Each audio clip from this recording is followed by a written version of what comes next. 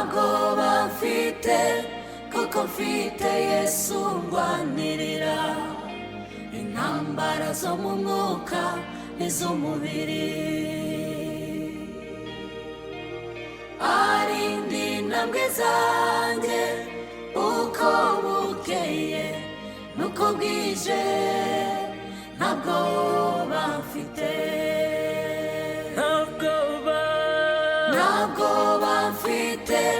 kuko mfite Yesu ndwanirira intambara zo mu mwuka n'iz'umubiri. Arinda intambwe zanjye uko bukeye nuko bwije, ntabwo bamfite.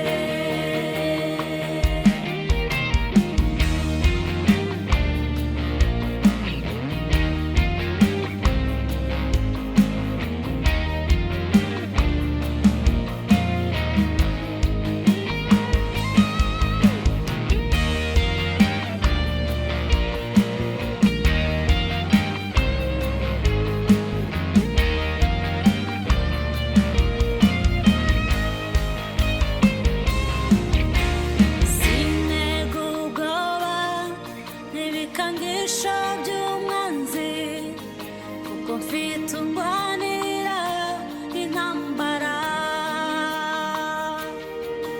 ibiteye ubwoba byose ntacyo bizantwara, kuko negamiye umugabo ukomeye. Abarira mwese nimihanagure, iki nico gihe cawe co kuririmba. Igihe kirageze guhimbaza Imana yawe, iki nico gihe cawe c'ibyishimo.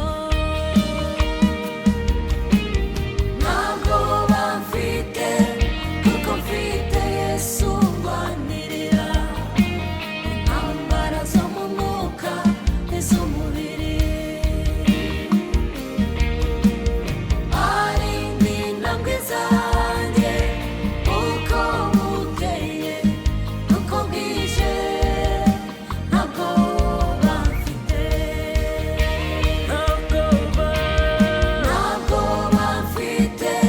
kuko mfite Yesu ndwanirira intambara zo mu mwuka n'iz'umubiri.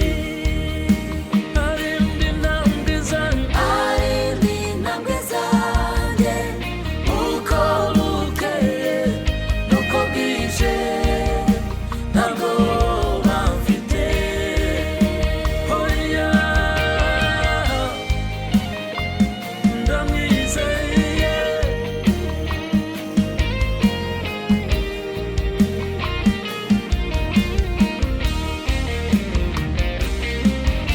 Ariko abizera Uwiteka bose bazasubizwamo intege nshya, bazatumbagira mu kirere bagurukisha amababa y'ibisiga, baziruka be kunanirwa, bazagenda icogora. Abizera Uwiteka mukomere, bazagenda be icogora. Abizera Uwiteka mukomere, bazagenda be icogora. Abizera Uwiteka mukomere. Ntabwo bamfite